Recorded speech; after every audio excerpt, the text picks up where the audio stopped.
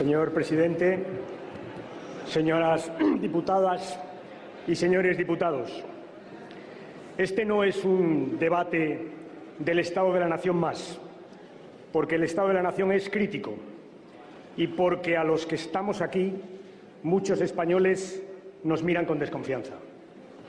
Sin duda esperan más de nosotros, más de lo que hemos hecho hasta ahora. Esperan que estemos a la altura de sus inquietudes y de los problemas que tiene España. Esperan que hagamos mejor nuestro trabajo. Señorías, esta es una enorme responsabilidad, probablemente la mayor que ha tenido esta Cámara desde hace décadas. 6 millones de trabajadores sin trabajo. Sí, señor Rajoy, pero hay más. La quinta parte de los españoles en riesgo de pobreza. 33.000 empresas cerradas en 2012.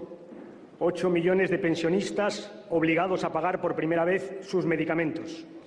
Millones de ciudadanos que han dejado de creer en la política.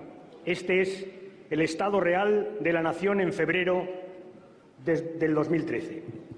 Y usted, señor Rajoy, ha empezado muy mal, porque no se puede hablar del estado de la nación sin decir una sola palabra de dos de los temas que más angustian hoy a los ciudadanos, la sanidad y los desahucios. Ni una sola palabra, señor Rajoy.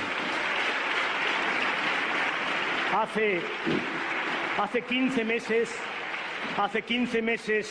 11 millones de españoles dieron al Partido Popular su voto y la mayoría absoluta para gobernar. Creyeron de buena fe lo que el señor Rajoy les anunció, que con su llegada al poder todo empezaría a mejorar, la economía crecería y se crearían rápidamente puestos de trabajo. Este fue el argumento con el que pidió y obtuvo la confianza de los ciudadanos. La realidad es que nada está mejor que hace un año y todo lo importante está peor. ¿Qué aspecto de la vida de los ciudadanos ha mejorado? Ninguno, señorías, absolutamente ninguno. ¿Están los españoles más seguros? ¿Tienen más claras sus expectativas de futuro? De ninguna manera. La preocupación de hace un año hoy es angustia y la incertidumbre hoy es desesperación. Es la historia del fracaso de un gobierno y de la decepción de los que confiaron en él. Pienso en los trabajadores que esperaban encontrar un puesto de trabajo, en quienes lo han perdido, en los pequeños empresarios que han tenido que cerrar sus empresas, en los pensionistas con menor poder adquisitivo, en las familias que hoy tienen que atender a sus dependientes. Y pienso en los jóvenes, los que abandonaron el sistema educativo para trabajar y ahora no tienen ni títulos ni trabajo, y aquellos otros que se prepararon para ser la formación o la generación mejor formada de nuestra historia. En solo 14 meses, señor Rajoy, usted ha destruido el capital político que le dieron las urnas. Nunca ha habido un gobierno con una mayoría parlamentaria tan grande y una debilidad tan alta. Nunca ha habido un gobierno así. Y es que una gran mayoría de los españoles ya han visto bastante como para no esperar nada de su gobierno. Yo tengo serias dudas de que el gobierno crea en la capacidad de España para salir adelante. Serias dudas, pero no tengo ninguna de que la mayoría de los españoles piensan que su gobierno ya no es capaz de sacar a España adelante. Porque sus políticas, señor Rajoy, han generado una pérdida colectiva de confianza en el futuro. Han instalado una profunda inseguridad en la sociedad española. De eso también quiero hablarles hoy aquí, de confianza y de seguridad. Porque creo que de lo que hagamos a partir de ahora va a depender, como seguramente nunca desde la transición en nuestro país, va a depender el futuro de nuestra convivencia.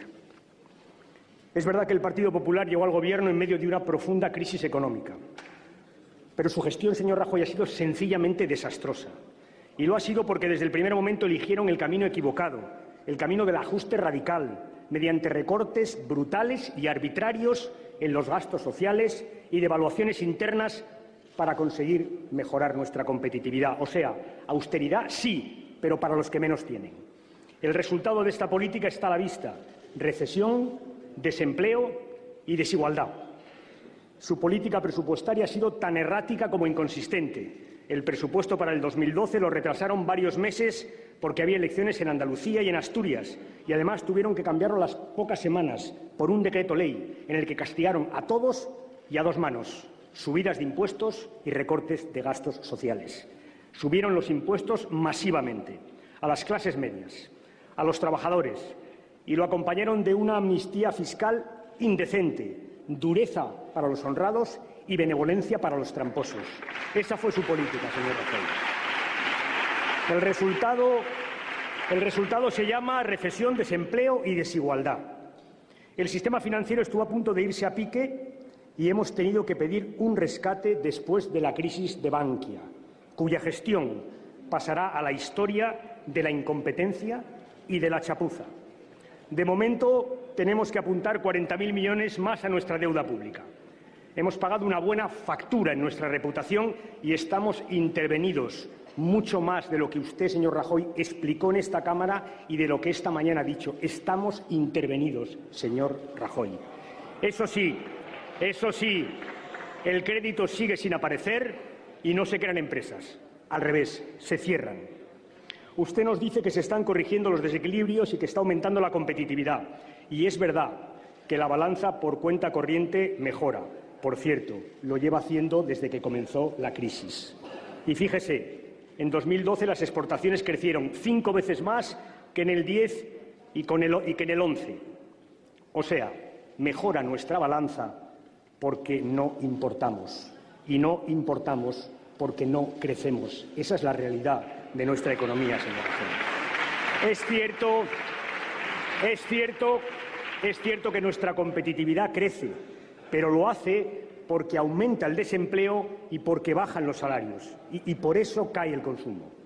Se han olvidado ustedes de las políticas de crecimiento. Han reducido los gastos en investigación, las ayudas a la exportación. Se han olvidado de fomentar la creación de empresas y de ayudar a los emprendedores. Carecen ustedes de una política industrial mínimamente reconocible. Y el resultado está ahí. Recesión, desempleo y desigualdad. Al presupuesto del 2013 le pasa lo peor que le pueden pasar a unas cuentas públicas, que es que no se las cree nadie. Ustedes dicen que la economía decrecerá y el resto del mundo dice que va a decrecer mucho más.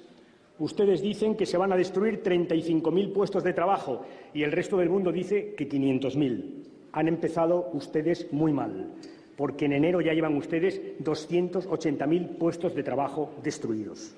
En todo caso, incluso con sus propias cifras, la promesa para el 2013 es recesión, desempleo y desigualdad. El fracaso de su política económica nos ha hecho tener que hacer frente hoy a varias crisis. La primera, una profunda crisis social, cuya mayor expresión es el paro masivo, de efectos devastadores, casi 1 millón de puestos de trabajo destruidos durante su gestión, cientos de miles de jóvenes preparados que hoy tienen que salir de nuestro país a encontrar trabajo. 1 de cada 4 trabajadores sin trabajo y 1 de cada 2 trabajadores jóvenes en paro. Y de la mano del paro masivo, en España ha reaparecido la pobreza. 1,5 millones de familias en las que ni uno solo de sus miembros recibe ya ninguna clase de ingresos. Quien más sufre esta situación son los jóvenes, los parados de más de 50 años y las mujeres. Porque a medida que ustedes reducen y debilitan el estado del bienestar, pretenden cargar sobre las mujeres las tareas que ya no van a hacer los poderes públicos. Este es su mensaje, muy claro. Abandonad toda esperanza. Renunciad a vuestra autonomía. Volved a casa a haceros cargo del trabajo del hogar. Se acabó la fiesta de la emancipación. Ese es su mensaje, señor Rajoy. Al incremento del paro, su Gobierno ha reaccionado reduciendo las políticas activas de empleo. Al crecimiento del desempleo ha respondido bajando las ayudas a los desempleados. Y, sobre todo, para combatir el despido, ustedes lo han abaratado con la reforma laboral, una peculiar lógica inversa. Dijeron que su objetivo era crear empleo y su fracaso ha sido absoluto. Lo que han puesto en marcha es una máquina de despidos fáciles y baratos. ¿Se han planteado alguna vez, señor Rajoy, cuántos puestos de trabajo no se hubieran destruido si ustedes no hubieran aprobado la reforma laboral? Lo que no confesaron era su objetivo ideológico, recortar los derechos para hoy, los derechos de los trabajadores para hoy y para el futuro. Debo reconocérselo, en esto han tenido un éxito completo. Hoy el salario, la jornada, los horarios, la promoción profesional y todas las condiciones de trabajo dependen solo de la voluntad de los empresarios, y los trabajadores están más indefensos que nunca en nuestra historia democrática. Hablan ustedes de flexibilidad, lo ha hecho usted aquí, de salarios y ajustes para evitar despidos, y no es cierto. Verá, la única flexibilidad que ha funcionado es la del miedo, la de o aceptas esta bajada de salario o te vas a la calle. Esa es la única que ha funcionado. Del resto, de la pactada, nada de nada, porque han puesto ustedes tan barato el despido, tan barato, que entre pactar y despedir los empresarios han decidido masivamente despedir. Esa es la flexibilidad. Y sobre todo, señor Rajoy, y esto es lo que más me preocupa, han dinamitado la negociación colectiva, especialmente para las pequeñas y para las medianas empresas. Hoy hay 2 millones de trabajadores que no tienen el amparo del convenio colectivo, que se han quedado sin el amparo del convenio colectivo. ¡Qué terrible! Quitarles el paraguas a los trabajadores justamente cuando más llueve. ¡Qué terrible, señor Rajoy! El Gobierno del Partido Popular se ha cargado 30 años de diálogo social, 30 años de solución negociada de los conflictos laborales en España. Esto es lo que ustedes se han cargado. Al romper el equilibrio entre empresarios y trabajadores, han quebrado el consenso sobre los derechos y las condiciones de trabajo, un consenso que ha sido la base de nuestra paz social. Esto, sabe, no es lucha contra la crisis, esto es ideología pura y dura. Es injusto y, además de injusto, creo que es una gravísima equivocación para el futuro de nuestro país. Pero los españoles no solo están más indefensos en relación al empleo, están más indefensos ante la enfermedad. El coste de la sanidad se mide en euros, pero el valor de la sanidad se mide sobre todo en la cantidad de miedo, de dolor y de sufrimiento que evita. Y ustedes han conseguido que haya personas mayores que abandonan sus tratamientos porque prefieren dedicar el dinero de sus medicamentos a dar de comer a sus familias.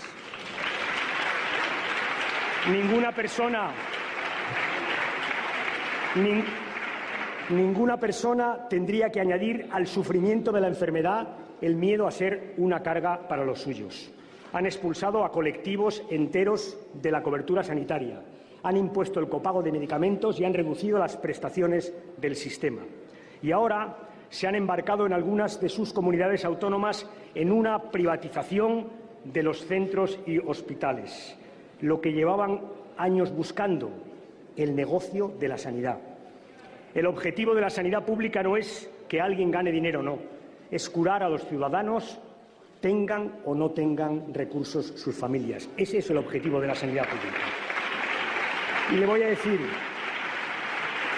esto que estoy diciendo aquí se lo llevan diciendo hace algún tiempo los pacientes y los profesionales de la salud, de los hospitales. ¿Saben? Nadie va a creer que poner médicos en la calle o cerrar las urgencias, en lugar de pedir un esfuerzo a las industrias farmacéuticas, nadie se va a creer que eso sea una buena forma para luchar contra la crisis. Nadie se lo va a creer, señor Rajoy. Y es que detrás de la privatización, como le he dicho aquí en esta Cámara, de la privatización y de la ruptura de la universalización existe un modelo, un cambio de modelo sanitario, que no es difícil adivinar cuál es, la doble red. Hospitales privados para enfermos baratos y hospitales públicos para crónicos y enfermos caros. La doble red sanitaria. Hospitales de primera para los asegurados de primera y hospitales públicos depauperados para el resto de los ciudadanos. Ese es el modelo. Verá, le voy a decir algo más. Los españoles han estado orgullosos de su sistema sanitario y este es el segundo consenso social que ustedes están rompiendo. Y la crisis social tiene una manifestación también en el deterioro de la educación, que aumenta también la inseguridad de nuestras familias. Empezaron despidiendo profesores, al tiempo, por cierto, que los desprestigiaban, masificando las aulas, suprimiendo escuelas en el medio rural, subiendo las tasas y bajando las becas. Han roto ustedes también en educación un consenso básico sobre la igualdad de oportunidades. La educación ha sido eso en nuestra sociedad, en nuestra democracia, un instrumento de igualdad de oportunidades. Y cuando se recortan las especialidades de un instituto en la escuela rural, y cuando se masifican las aulas, y cuando se bajan las becas y se suben las tasas, se está atacando la igualdad de oportunidades. Y ahora han puesto sobre la mesa un proyecto de ley, usted se refería a él, que retrata la concepción que tienen ustedes de la educación: segregar y discriminar, seleccionar a los más capaces y dejar abandonados a los que tienen problemas, asegurar que los que siempre han tenido ventaja la sigan teniendo de por vida. Ese es el modelo educativo, señor Rajoy. Y verá como en la reforma laboral, y como en la sanidad existe un modelo, porque cuando se favorecen que los centros concertados elijan a sus alumnos o cuando se aseguran los conciertos en función de la demanda educativa, se está yendo a un modelo educativo distinto, Una vez más, la doble red es los alumnos difíciles para la escuela pública. Saben, no nos lo inventamos, es lo que lleva pasando durante bastantes años en la Comunidad de Madrid, aquí, en la Comunidad de Madrid. Y le voy a decir, el sistema de conciertos lo pusimos en marcha los socialistas y tenía una regla fundamental, la igualdad de derechos y obligaciones de todos los centros sostenidos con fondos públicos. Igualdad de derechos e igualdad de obligaciones. Esa es la regla que están ustedes intentando romper con la denominada Ley Wert. Otro consenso, el educativo. Pero no es solo la sanidad ni la educación, es su manera de gestionar la crisis. Que ha afectado a casi todos los españoles. Verá, a los desempleados, a las personas dependientes, a los autónomos, a los emprendedores, a los investigadores, a los funcionarios, a los jueces y a los fiscales, a las industrias culturales, a quienes no podrán recurrir a la justicia por no poder pagar las tasas, a casi todos. Y es que ustedes, señor Rajoy, perjudican a personas a las que nunca han visto de cerca, a las que no comprenden, de las que ni tan siquiera saben cómo viven. Esa es la realidad, señor Rajoy.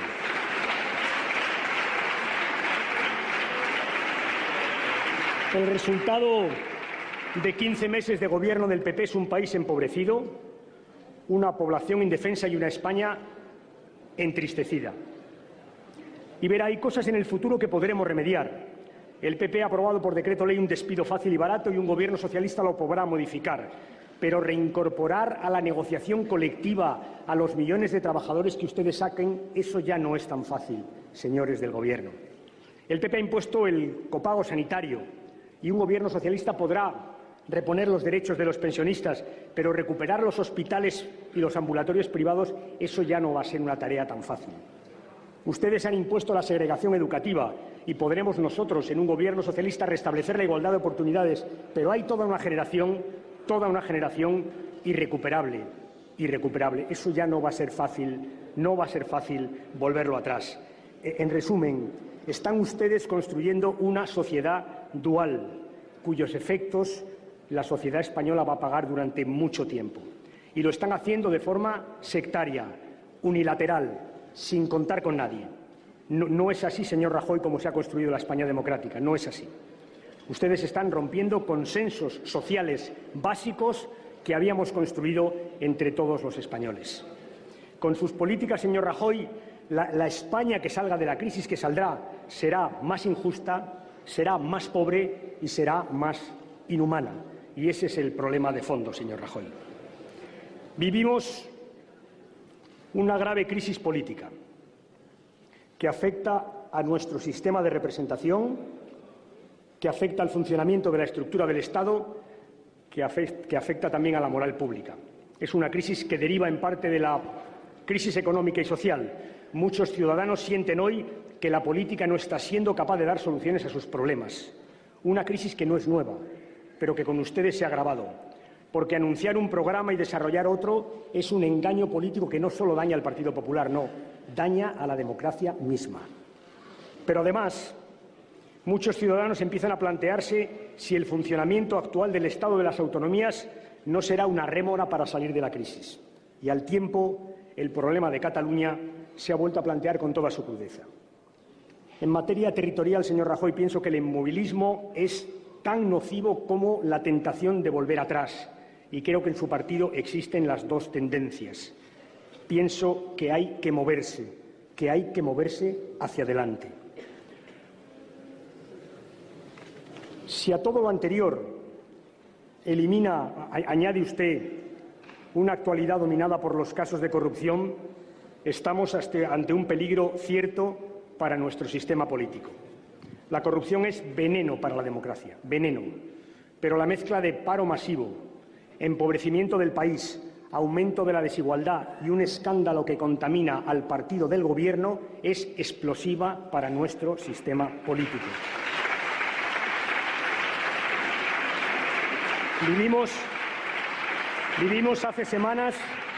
Vivimos hace semanas bajo el impacto de indicios fundados de la existencia de financiación irregular en el Partido Popular en los últimos 20 años. Un gravísimo caso de corrupción que merecía un esfuerzo de explicación y de transparencia, una reacción ejemplar y creíble. Y no ha sido así. El presidente del Gobierno ha preferido limitarse a decir primero que todo es falso y después que todo es falso, salvo algunas cosas. Su afán de defender a los suyos se ha impuesto sobre su responsabilidad institucional. Y es usted, señor Rajoy, el mismo que dijo que siempre estaría al lado del señor Camps, el que nos puso como modelo de gobernante al señor Matas y el que anunció enfáticamente nadie podrá demostrar nunca que el señor Bárcenas no es inocente. ¿Cree de verdad, señor Rajoy, cree usted que se puede gobernar un país en crisis pendiente cada mañana de que al señor Bárcenas le entre un ataque de sinceridad? Yo creo que no. Yo creo que hay una crisis económica, hay una crisis social, hay una crisis política y usted ha añadido una crisis moral. Por eso le pedí que abandonara la presidencia del Gobierno y diera paso a otro presidente, porque creo que es lo mejor para España. La decisión ahora es suya. Suya es la decisión y suya es la responsabilidad. Hoy, señor Rajoy, viene a esta Cámara a decirnos dos cosas. No apliqué mi programa sino mi deber y a partir de ahora otro Rajoy. Ha venido usted aquí a reinventarse. Usted no sabía nada. Usted solo encontró todo fatal. Pero, señor Rajoy, ¿piensa usted que los españoles se van a creer que es usted tan incompetente que no sabía realmente la profundidad de la crisis que tenía España? ¿Lo piensa usted?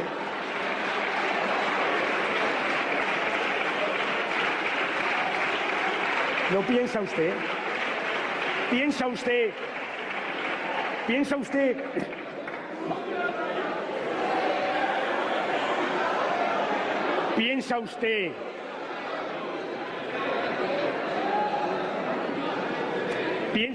Por favor, señor diputado, perdón un momento.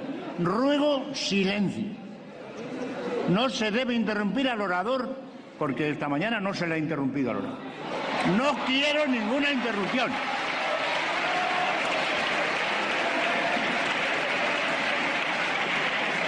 Al final del Parlamento del señor Pérez Rubalcaba podrán expresar su agrado o su desagrado, pero ahora no quiero interrupción. Continúe, señor Rubalcaba. ¿Piensa usted, señor Rajoy, que alguien puede creerse que ningún compañero de su comunidad, de las comunidades autónomas que usted gobernaba, le contó nada? ¿Que usted no sabía nada de la profundidad de la crisis? Si usted esta mañana nos ha explicado perfectamente el origen de la crisis y los datos del déficit comercial, pero ¿piensa usted que alguien se cree eso? Mire, señor Rajoy, usted no dijo la verdad porque quería ganar las elecciones. Pero usted mintió a los españoles. Y usted viene hoy aquí a reinventarse, verá. Viene a decir algo así como ha sido un año muy difícil, muy difícil. ¿Ha sido, señor Rajoy? ¿Ha sido un año muy difícil? Está siendo un año muy difícil. Y lo que es peor, será un año muy difícil.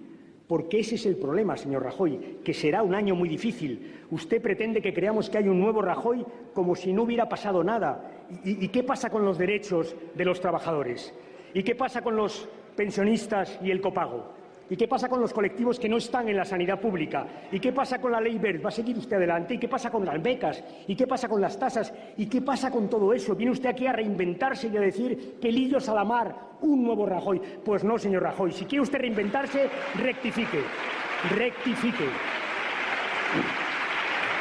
Rectifique. Si quiere usted, ¿qué pasa con el presupuesto del año 2013 que conduce a desempleo? Cámbielo.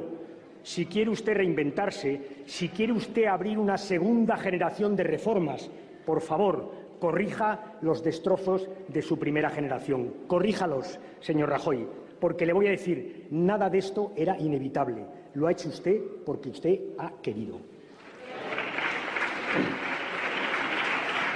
Y le voy a decir algo más. Ha hablado usted de corrupción. ¿Sabe lo que más me ha llamado la atención de toda la intervención suya sobre corrupción? Que en todo el discurso la única vez que nos ha hablado de acuerdo ha sido justamente cuando ha hablado de la corrupción. ¿Usted cree, señor Rajoy, que el único acuerdo que necesita España o que el único acuerdo que necesita España es el de la corrupción? ¿Usted no cree que España necesita otros acuerdos muy importantes, mucho más que el de la corrupción? ¿No se da cuenta, señor Rajoy, que usted propone a esta Cámara un solo acuerdo porque es el que le interesa a usted y no al conjunto de los españoles? Ese es el problema, señor Rajoy. Ese es el problema. Un solo acuerdo. Un solo acuerdo. Un solo acuerdo sin dar una sola explicación, no a la Cámara, al conjunto de los ciudadanos. Esa sería su obligación. Y la mía, después de la situación que he descrito, la mía no puede ser otra que explicarle a la Cámara las orientaciones por las que el Grupo Socialista cree que habría que sacar a este país adelante. Y es lo que voy a hacer. Lo que empezó siendo una crisis mundial, cada vez más es una crisis europea. Y lo es, entre otras cosas, porque Europa ha elegido recetas equivocadas para combatirla. Europa ha equivocado el rumbo. Y con ella España. La priorización de la reducción del déficit sobre cualquier otra política ha sido una equivocación. Y el último dato que avala esa equivocación es que la zona euro ha vuelto a entrar en recesión. Es verdad, lo decía usted, que los últimos esfuerzos del Banco Central y los avances en la unión bancaria han estabilizado los mercados de deuda, pero, señor Rajoy, tenemos una prima de riesgo de 350 puntos básicos y con esa prima de riesgo nuestra economía no se puede financiar. ¿Nos preocupa Europa? Claro que nos preocupa. Nos preocupa porque se está generando una fractura entre los países del norte y los países del sur. Nos preocupa porque Europa está perdiendo relevancia en el nuevo orden mundial y nos preocupa porque la causa europeísta retrocede cada día. Y por eso sigo creyendo que la solución es más Europa, unión fiscal, unión económica, unión bancaria, pero sobre todo unión política y unión social, que esas son las señas de identidad de la Europa democrática en la que hemos creído, por ejemplo, el conjunto de los españoles. Y Europa tiene que cambiar su política económica y lo tiene que hacer ya. Tiene que apostar por políticas de crecimiento, por priorizar el crecimiento, por priorizarlo. Tiene que permitir a países como España una flexibilidad en el déficit, porque si no nos van a ahogar. Tiene que estimular desde el Banco Central Europeo el crecimiento y el empleo. Tiene que convertir el mecanismo de estabilidad en un tesoro europeo, aumentar el presupuesto comunitario para luchar contra la crisis, aprobar normas sobre el sistema financiero, poner en marcha el impuesto de transacciones financieras y luchar decididamente y de cara contra los paraísos fiscales. Y todo eso lo tiene que hacer Europa ya. Como España, que tiene que modificar sus prioridades. ¿Qué tiene que pasar para que las rectifiquemos o para que las rectifiquen mejor? ¿Qué tiene que pasar? ¿Que lleguemos a 7 millones de desempleados? ¿Que se vayan 1 millón de españoles fuera de España o que ustedes se gasten todo el fondo de reserva de la Seguridad Social? Tiene que pasar eso para que rectifiquen su política económica. Verá, lo ha dicho hace unos días el presidente Obama. Cito literalmente, un plan para reducir el déficit tiene que ser parte de nuestra agenda, pero la reducción del déficit por sí sola no es un plan económico. Hace unos días he remitido al Gobierno, a los grupos parlamentarios, a sindicatos y a empresarios un documento con orientaciones y propuestas para combatir de otra forma la crisis y, sobre todo, sus terribles efectos. Las medidas las convertiremos en resoluciones de este debate y las orientaciones las voy a resumir brevemente de aquí al final de mi intervención. Hablaba de cambiar la prioridad o las prioridades de política económica. Debemos pasar prioridades. Debemos pasar del ajuste al crecimiento, no a compaginar, priorizar el ajuste a priorizar el crecimiento. Debemos priorizar el crecimiento. Debemos pasar del recorte de gastos a la subida de ingresos. Debemos pasar del crédito de los bancos al crédito a las pymes y debemos pasar de una competitividad basada en la reducción de salarios a una competitividad basada en los cambios en nuestras empresas. Esos son los cambios fundamentales. Crecimiento, eso es recuperar la I+D+I. Crecimiento es fomentar la exportación, que ha caído en el presupuesto del 2013. Subir ingresos es abordar una reforma fiscal en profundidad. Mire, si hay que elegir entre recortes sociales o reformas fiscales, los socialistas elegimos sin duda las reformas fiscales. Y hay margen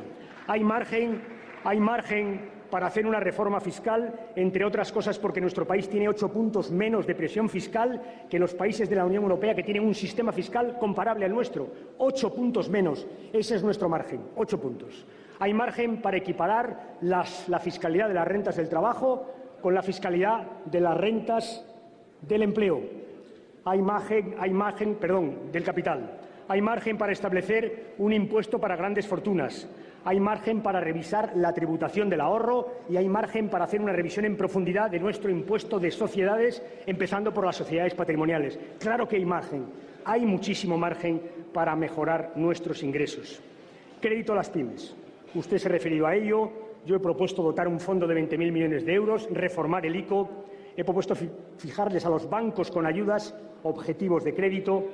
Hay que hacer cosas para que, repito, el crédito a los bancos pase a lucir como crédito a las pymes, a los autónomos y a los emprendedores.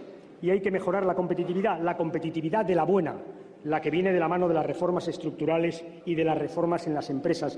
Porque ¿sabe lo que está pasando, señor Rajoy?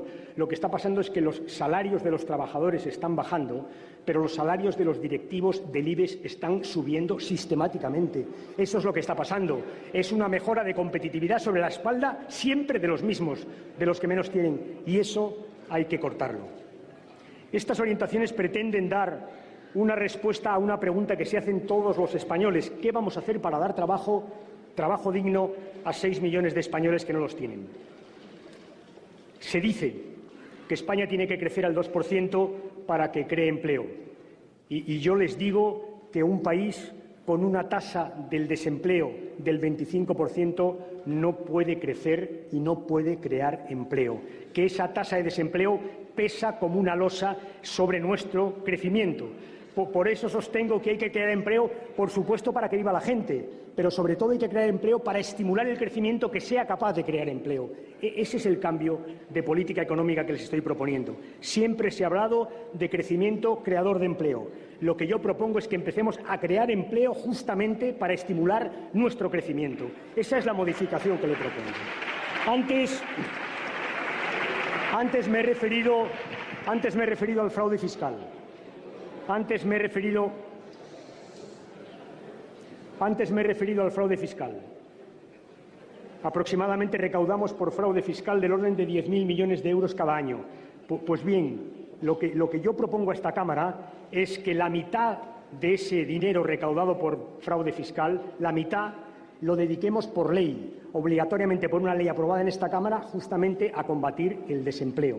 Eso es lo que les propongo, la mitad del fraude fiscal por ley a combatir el desempleo. De esa forma tendríamos recursos para ayudar a las empresas que se comprometan a no despedir. Tendríamos recursos para ayudar a las empresas con bonificaciones de seguridad social, a las empresas que se comprometan a crear nuevo empleo. Tendríamos recursos para proteger mejor a los desempleados, bien a través de los programas de renta activa de inserción, bien a través del Plan Prepara. Y tendríamos recursos para un plan de empleo juvenil, del que usted ha hablado aquí esta mañana, señor Rajoy. 800 millones de euros para un plan de empleo juvenil. ¿Sabe cuánto ha quitado usted cada año de políticas activas de empleo? 4.000 millones. ¿Usted cree que se compensan los 4.000 millones con 800 millones de empleo para el plan de empleo de los jóvenes? Yo le digo que no, señor Rajoy, que en esto también tiene usted que rectificar, que tiene que dedicar más dinero al plan de empleo. Y lo que es más importante, verá, para crear empleo tenemos que empezar por suspender aquellos aspectos más dañinos de la reforma laboral y reabrir el diálogo social para acordar un nuevo marco laboral. Eso es lo que tenemos que hacer, reabrir el diálogo social. Tenemos que hacer frente a la crisis de la sanidad. El Sistema Nacional de Salud ha sido una conquista colectiva. y no debería estar sometida ni a vaivenes políticos ni a la jurisprudencia o el arbitraje del Tribunal Constitucional. Deberíamos garantizar por ley, aquí en esta Cámara, por una ley, un sistema nacional de salud financiado íntegramente por impuestos, universal, sin barreras de acceso, descentralizado, pero que garantice la movilidad de los enfermos y de los profesionales. Deberíamos garantizar por ley que hay una parte de nuestro PIB que se dedica obligatoriamente a la sanidad. Tendríamos que implantar la financiación selectiva de medicamentos y tendríamos que permitir la subasta de medicamentos como una fórmula para ahorrar, con una fórmula para pedirle a la industria farmacéutica un esfuerzo en lugar de solicitar el copago a los pensionistas. Deberíamos llegar aquí a un acuerdo sobre todo esto. Ahora también le digo, si ustedes se empeñan en seguir privatizando hospitales, nosotros emplearemos todos los medios a nuestro alcance para impedirlo y cuando gobernemos los volveremos a hacer públicos. Si ustedes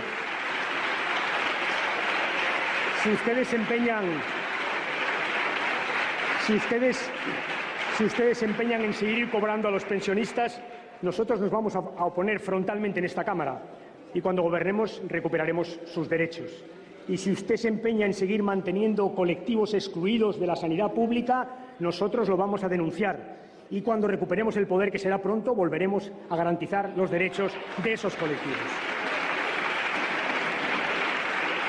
Hacer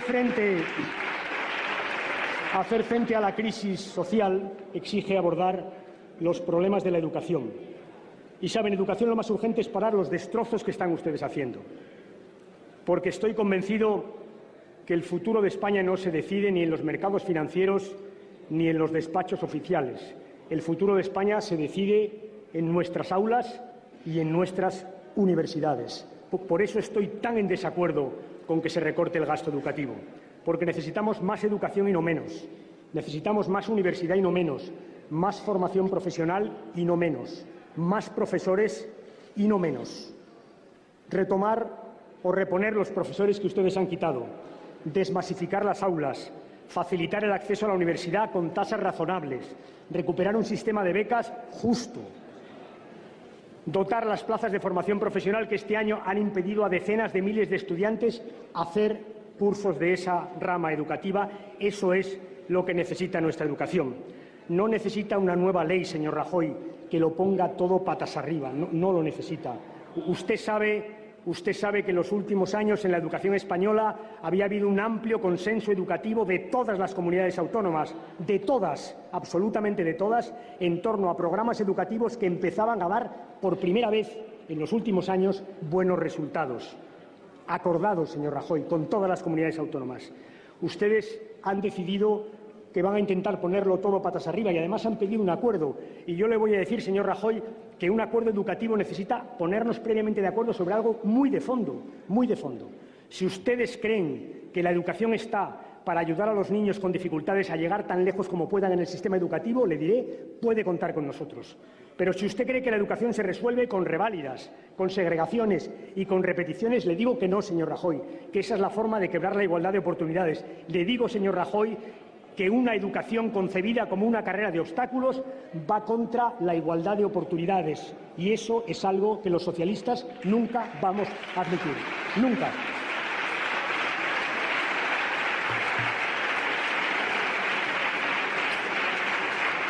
Quiero añadir brevemente algo que me parece importante. Quiero hablar de la pobreza. Usted lo ha hecho esta mañana también, señor Rajoy. Y es verdad que el problema para muchos españoles ya no es la subsistencia, es la pobreza. Ya no es el bienestar, es la pobreza. Una sociedad en donde cada vez hay más personas que tienen que buscar comida en los cubos de la basura no puede sentirse bien consigo misma. Es así, señores del Partido Popular, es así. Sobre todo niños. No podemos convivir con eso y por eso propongo que empecemos por dotar un fondo para hacer frente a esas situaciones de pobreza, un fondo de 1.000 millones de euros que permita ayudar a las familias que están en situación de pobreza extrema. Y por eso propongo que renovemos nuestra confianza en las ONGs, que les demos los fondos que reclaman, que son ellas las que están contando estas cifras para poder combatir la pobreza. Y quiero terminar hablando en esta parte de los desahucios, que un día tras otro golpean nuestras conciencias. Intentamos llegar a un acuerdo con el Gobierno y no pudo ser. Ahora tenemos una nueva oportunidad y yo les digo que no podemos desperdiciarla, que tenemos que hacer una nueva ley hipotecaria que resuelva la angustia de muchas familias y, sobre todo, que evite que volvamos a caer en situaciones como las que estamos viviendo. Una nueva ley hipotecaria que contemple de entrada una moratoria para que no haya desahucios mientras la nueva ley no entra en vigor y no se desarrolla. Esa es nuestra propuesta. Señorías, hay dos cosas que a estas alturas de mi discurso quiero establecer claramente.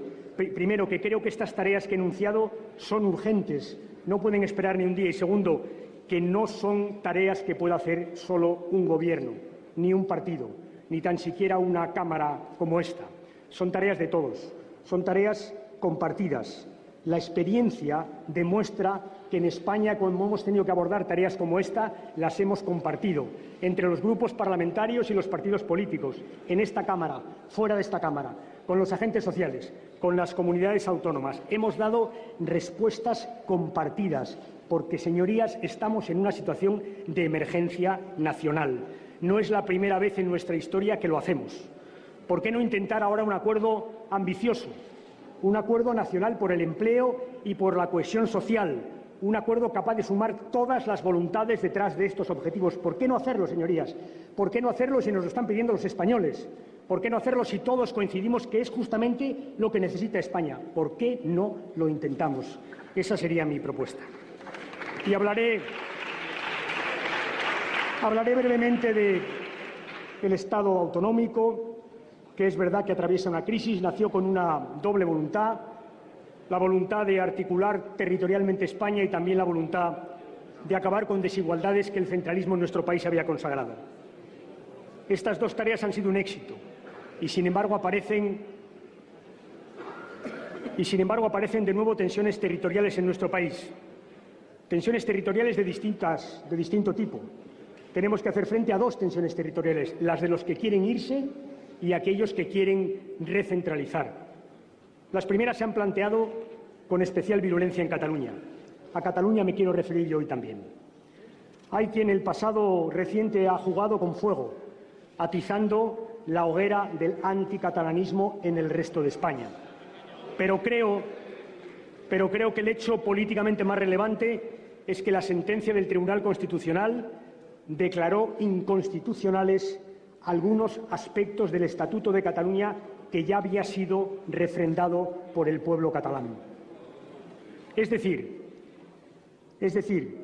el Tribunal vino a decir que no caben en la Constitución fórmulas que habían sido votadas por los catalanes, fórmulas de convivencia que habían sido votadas por los catalanes y asumidas por el resto de los españoles a través del voto de esta Cámara. Esa es la decisión política del Tribunal, lógicamente en uso a sus competencias. Ha sido un procedimiento desdichado, un procedimiento desdichado. Y el hecho, señorías, pueden ustedes escucharme o no, pero créanme, les estoy hablando de un problema muy serio y les estoy tratando de exponer la posición de un partido muy serio. Así que, por favor, les pido un poco de respeto para quien les habla.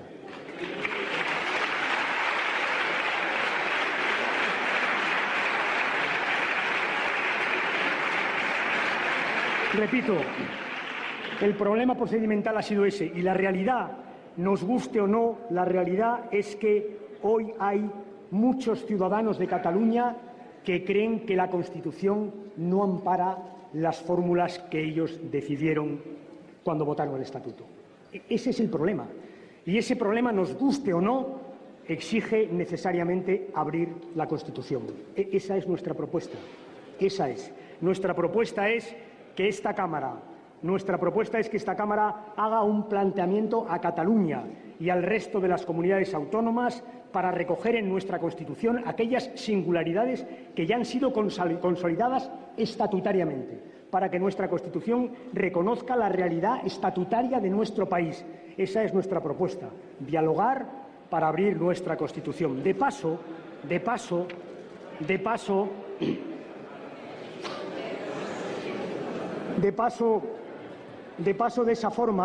de esa manera podríamos resolver fácilmente los problemas de la otra tensión, de la tensión centrípeta, porque verán, podríamos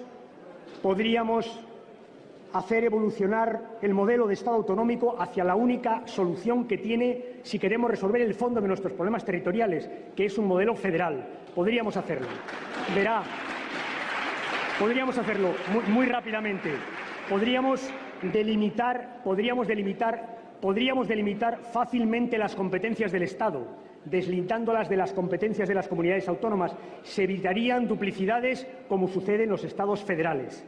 Podríamos reconocer el carácter territorial del Senado, buscando la participación en el mismo de las comunidades autónomas para cooperar mejor entre el Estado y las autonomías, como sucede en los Estados federales.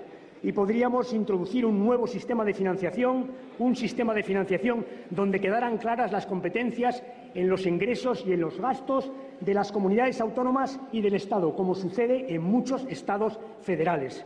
Resolveríamos nuestro doble problema territorial, garantizando siempre, eso sí, la igualdad de los españoles, vivan en el territorio en el que vivan donde quieran. Esa sería nuestra propuesta, señores. Y voy a acabar hablando de los problemas políticos. Una crisis política a la que me refería al principio muy grave, que tiene que ver con la representación, con esta Cámara también. Una crisis política que exige, entre otras cosas, que acerquemos a los representantes y a los representados. Una crisis política que exige reformas sustanciales en nuestro sistema electoral, para hacer más pequeñas nuestras circunscripciones, para facilitar esa relación entre quienes votan y quienes somos elegidos. Una crisis política que exige desbloquear nuestras listas electorales y que exige modificar nuestro sistema electoral buscando una mayor proporcionalidad. Eso es lo que creo que hay que hacer si queremos desbloquear nuestra crisis política, la que tenemos aquí, empezando por los partidos que aquí nos sentamos. Tenemos que hacer un esfuerzo para mejorar la participación de los ciudadanos, empezando por esta Cámara, y tenemos, como decía el señor Rajoy, cómo no, que hacer un esfuerzo para luchar contra la corrupción, que es el origen de una buena parte de la desafección política que hoy vivimos. He hecho 4 propuestas en los días pasados que recogeremos en nuestras resoluciones. Propuestas que tratan de salir al paso de las 3 cosas que creo que hay que hacer con la corrupción: prevenirla, investigarla y castigarla. Las 3 cosas. Propuestas que tienen que ver con la necesidad de crear alguna unidad que controle las administraciones públicas, que evite los delitos de corrupción, porque de lo que se trata, señores y señoras diputados, es de que el que tenga la tentación de corromperse no lo pueda hacer. Esa sería nuestra primera misión. En segundo lugar, tenemos que agilizar y mejorar los procesos judiciales, trasladando los delitos de corrupción a la Audiencia Nacional, que garantiza rapidez, cohesión y objetividad. Cohesión, uniformidad me refiero, y objetividad. Creo que tenemos que decirles a las empresas que si corrompen y los corrompidos son condenados, no volverán a contratar mientras duren las penas con las administraciones públicas. Y creo que debemos de evitar las tentaciones, las aportaciones económicas de las empresas a los partidos políticos. Tenemos que prohibirlas, señoras y señores diputados. Y tenemos que hacer algo más. Decía el señor Rajoy, ha hecho distintas propuestas esta mañana. Estoy completamente de acuerdo con todas. Es más, le diré, con las que se refieren a los partidos políticos y a los responsables políticos, estoy tan de acuerdo que lo que quiero es que se les dé carácter retroactivo. Retroactivo. Para atrás y para adelante. Retroactivo. Y algo más, verán. Y algo más, por favor. Y algo más. Le propongo... Señor diputado, tiene usted que terminar ya. Me quedan los 3 minutos que me han molestado algunos componentes de esta Cámara. Termino ya, señor presidente, y les voy a hacer otra propuesta que creo que tiene sentido político. Verá, creo que esta Cámara debería elegir una comisión independiente. Esta Cámara, una comisión independiente formada por personas de reconocimiento general, que hiciera un diagnóstico de lo que pasa, de los problemas que abordamos o que afrontamos cuando queremos poner fin a la corrupción política, que nos propongan vías de solución y luego, con ese informe de una comisión independiente, los partidos y los grupos parlamentarios podamos aprobar las leyes correspondientes. Verán, les explico brevemente el sentido de la propuesta, si es muy fácil. Lo hemos intentado muchas veces desde dentro, desde aquí, lo hemos intentado y reconozcámoslo, no lo hemos conseguido y por eso estamos hoy en este debate. Miremos fuera, pidamos fuera que nos digan lo que tenemos que hacer dentro. Ese es el sentido de la propuesta que hacemos.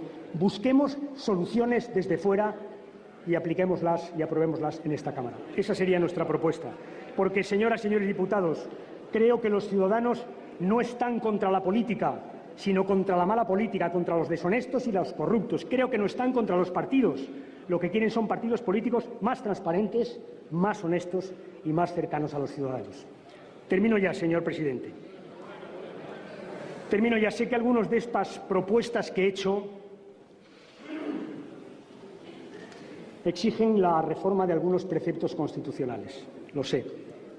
Y tengo que decir en esta Cámara que mi grupo cree que ha llegado el momento de plantearlo con seriedad. Que muchas cosas han cambiado en nuestra sociedad, muchas, pero sobre todo, ¿saben lo importante? Que van a cambiar muchas más.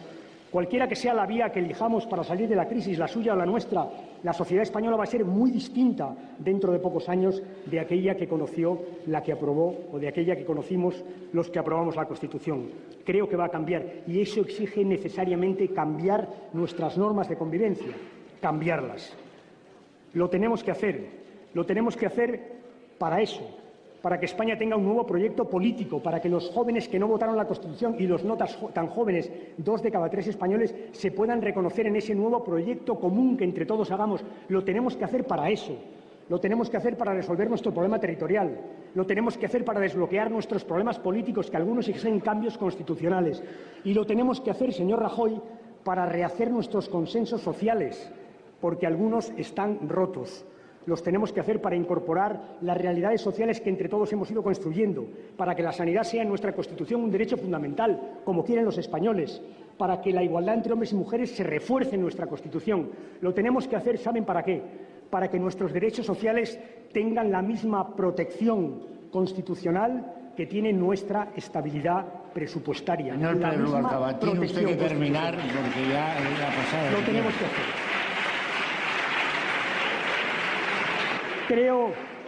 Creo que la Constitución de 1978 tiene que seguir siendo el marco de nuestra convivencia, pero creo al mismo tiempo que con acuerdo, sabiendo los temas que tocamos, pero sin dilación, tenemos que abordar un proceso de reforma constitucional.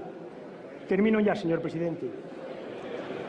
Y no es incompatible en modo alguno con la lucha contra la crisis. Al contrario, creo que la complementa. Creo que esta Cámara tiene que ser consciente que, como decía a lo largo de mi discurso, estamos en una situación de emergencia nacional, que hay millones de españoles que ya no pueden aguantar más, que hay 6 millones de trabajadores que no tienen empleo y eso puede acabar pesando definitivamente sobre las generaciones futuras. Creo que esta Cámara tiene que hacer un esfuerzo y los socialistas estamos dispuestos a hacerlo en los términos que he dicho.